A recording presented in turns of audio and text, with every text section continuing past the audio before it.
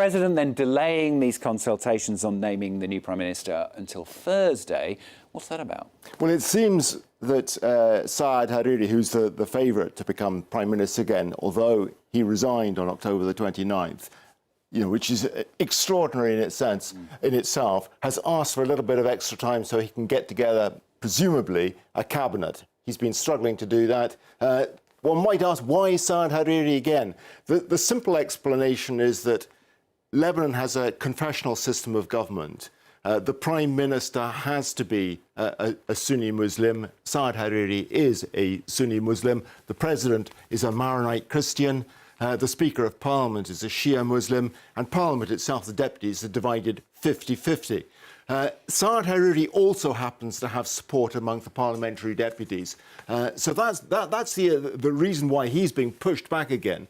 The problem, of course, is that for ordinary Lebanese, this is just an extraordinary situation. Having got rid of him back in October, here he is back again. Saad Hariri is trying to sort of pull the people of Lebanon with him by suggesting that this will be a technocratic government rather than a political one. But he's facing opposition to that within the political establishment itself. And perhaps this is what the delay is about, because President Aoun is known to favour more politicians being in the cabinet, as is the extremely powerful Hezbollah Shi'ite organisation in the country. So there seems to be an internal battle going on about what sort of cabinet it should be. In the meantime, as we saw, though, those protests are continuing. Why are they carrying on? Well, I think you see, one of the reasons they're carrying on is because of the perceived ineptitude of the government, of the ruling establishment. Its failure, despite months of demonstrations, months of negotiations, to come up with anything other than a repetition of the idea of Hariri becoming Prime Minister again.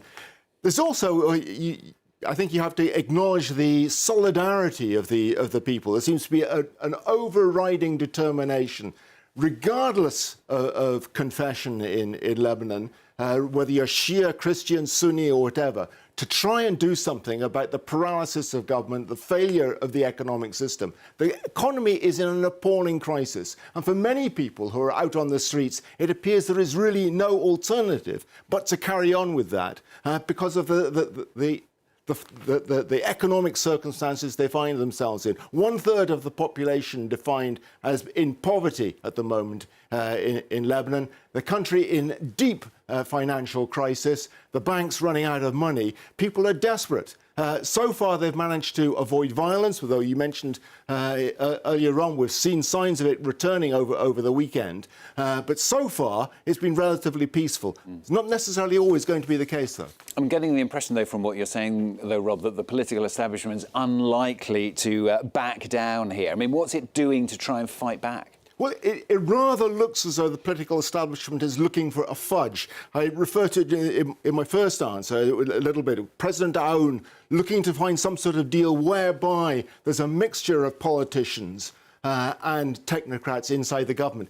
The people on the street have made it absolutely clear there is no circumstance in which they're prepared to see that happen, and certainly not under the leadership of Hariri. So it's difficult to see where that's going. But certainly that seems to be the line that the government's pushing. But that is the sort of soft side of the government. There seems to be an increasing slide towards the use of violence. At the weekend, early, as I said, very little violence, the demonstrators peaceful, the security services relatively restrained. At the weekend, the security services were definitely not restrained. 130 people injured in those clashes. Many people are referring to the tactics used by the security services as brutal.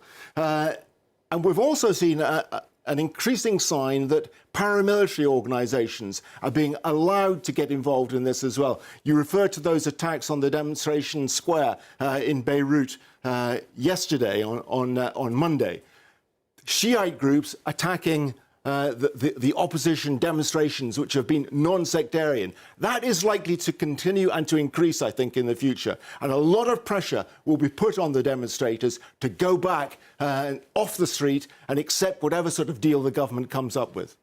Rob, thanks so much. Rob Parsons, our Chief Foreign Editor here on France 24.